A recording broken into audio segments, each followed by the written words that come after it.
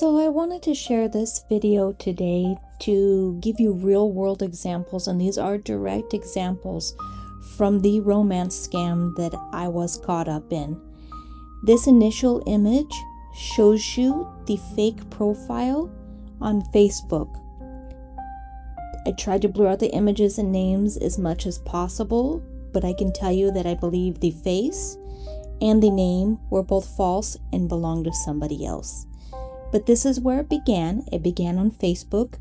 He reached out to me through Messenger and also sent me a friend request. The first time he reached out to me, it was just a friendly Facebook message on Messenger. It said, "Hi, I'm from California." And I said, "Hi, I'm from Arizona." And we began exchanging messages back and forth. Now, I didn't initially screenshot the messages. There was no need to. Sometimes I have a habit of screenshotting things out of sentimental purposes, or sometimes if they're new and there may be something in the back of my mind says, hey, I should capture this just in case.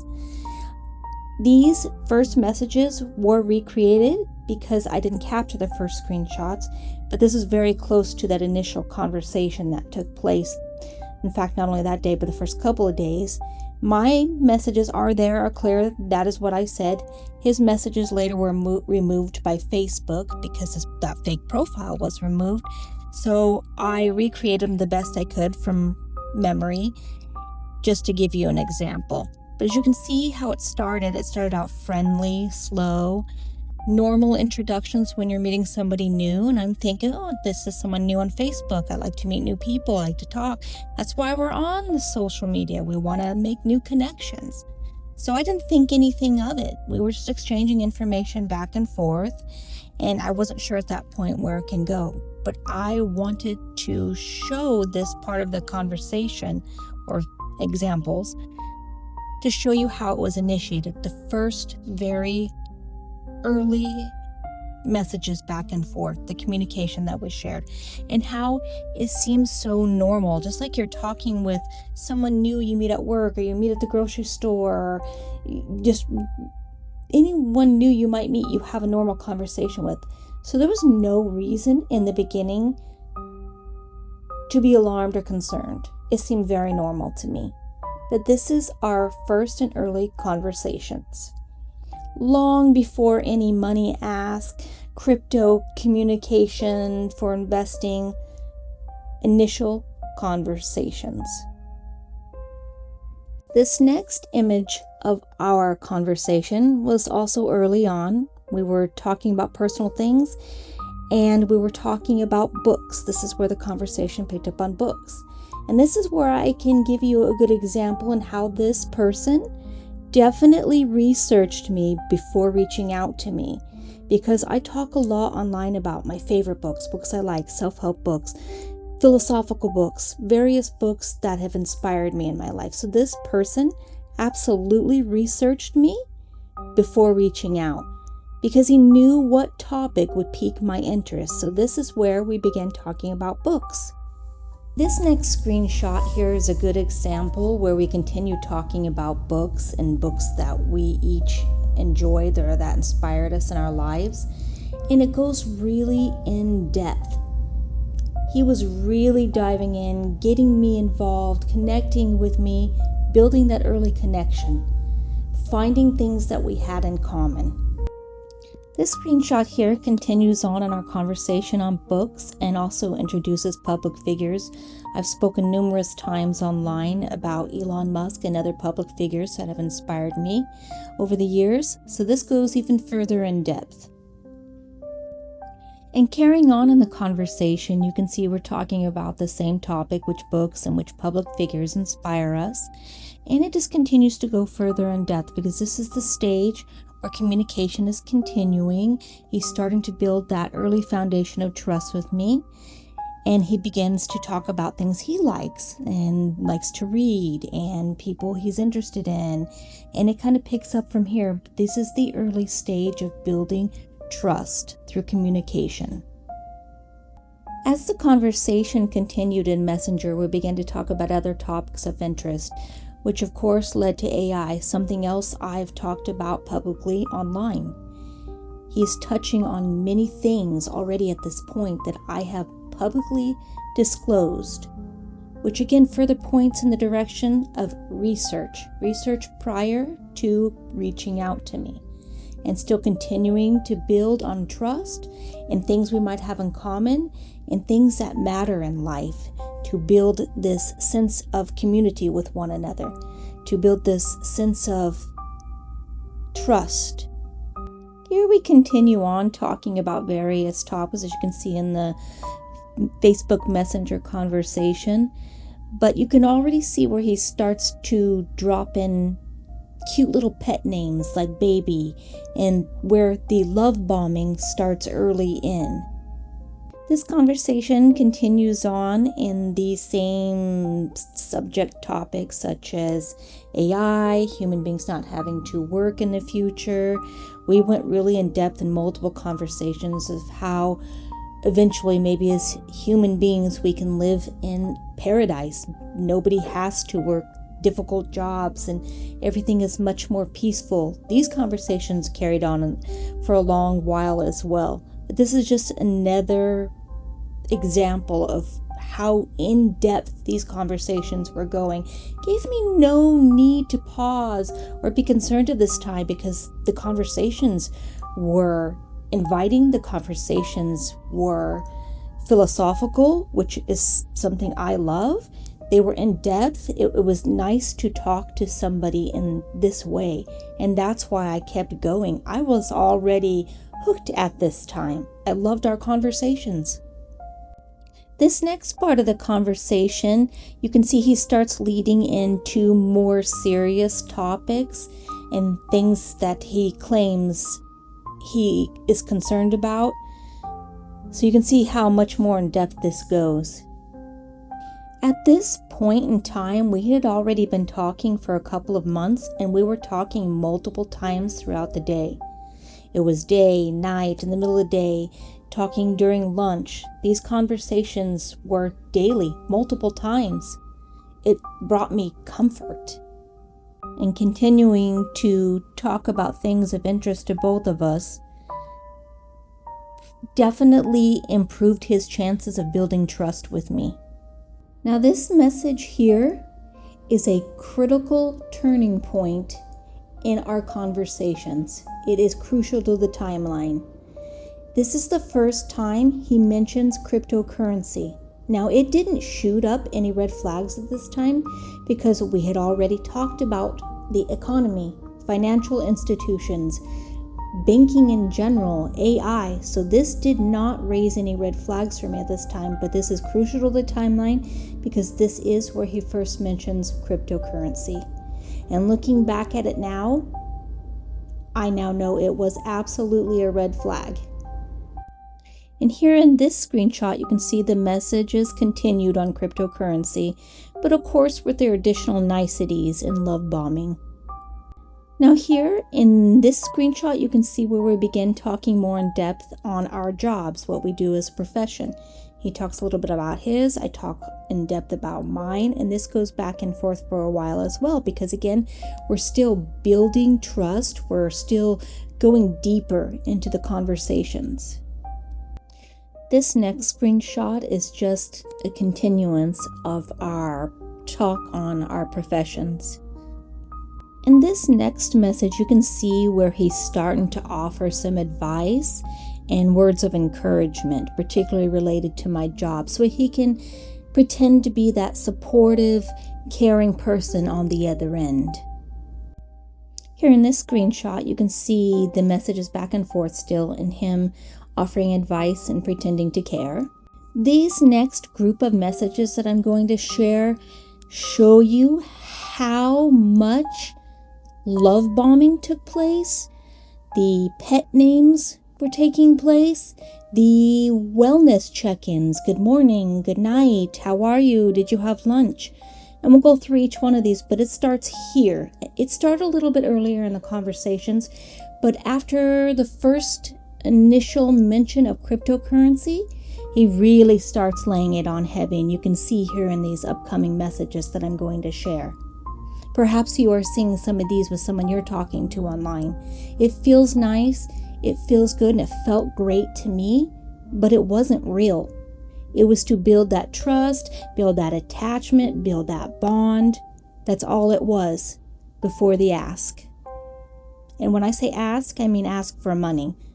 Ask for crypto. Here in this message, you can really see he's using baby repeatedly. In every single message, he says baby. And he's also doing kind of a check-in. Where are you going? Where are you at? That became part of the norm. Every conversation with him. And here in these messages, you can see that we continue with check-ins. How are you? What are you doing? Just feels kind, feels nice to think that somebody cares about you and make sure you're doing all right and you're safe. But again, it wasn't real. Here in this exchange, you can see more, hey, I'm getting out of the shower. What are you doing? Good night, sweet dreams.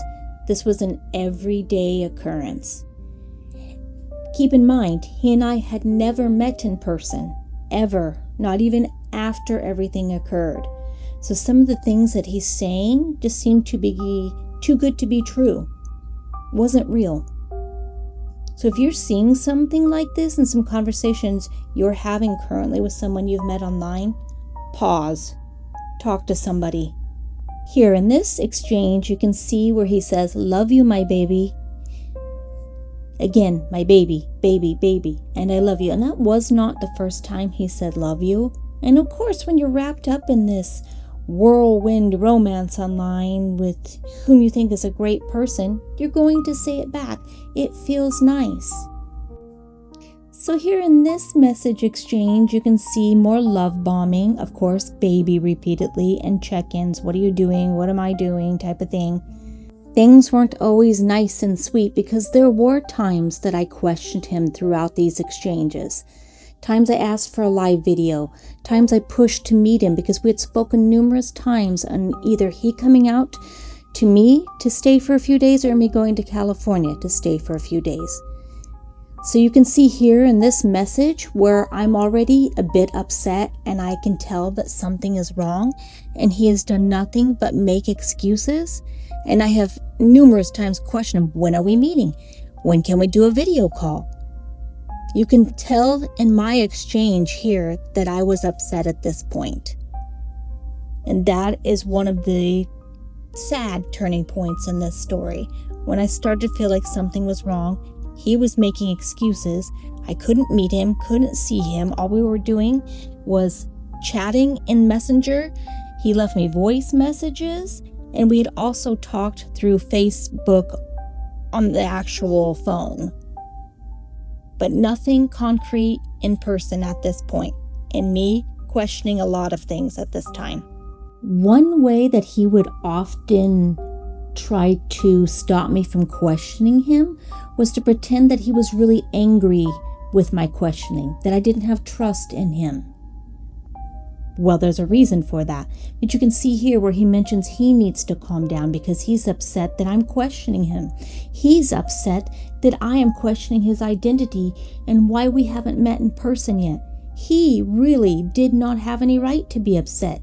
And of course, I don't think he really was. Those were just words he was using to get me to stop questioning him. That was a huge red flag at that point. Something else a little frightening here in the message from here, if you look towards the bottom, it says, I've always loved you. It almost sends that message like, this is going to be over if you keep questioning me. I always loved you, so why are you questioning me? And at that time, I will be honest, it sent fear through me that I was going to lose this relationship, this non-existent relationship. But to me, everything was real. We talked for days and nights, on months, going on months. So of course I felt attached to him. In this message, you can see how his messages changed a little bit, and he was trying to divert the situation because he could tell that I was getting upset and he needed to get it back to some normalcy before he lost the situation, rather lost control of the situation. Here in this exchange, you can see that things are returning a little bit back to normal. He's acting caring, concerning after that little bump in the road. Here in this exchange, you can see that calm and sweet period didn't last long because, again, I started questioning things. We had a call through Facebook, and I did ask him again, well, when are we going to have a video call? When am I going to meet you? And some things already seemed off, like he'd send messages sometimes that didn't make sense. So I don't know if that meant he was talking to multiple people, and I had questioned him on that. And now we return to this bumpy period where he's not as kind, he's treating me poorly. I'm clearly getting upset with this situation because I don't know what I've really done wrong. Now I know I didn't do anything wrong. I was asking the exact questions I should have been asking from the very beginning. I felt it important to include this message exchange as one of my examples because you can see his 2 thumbs up.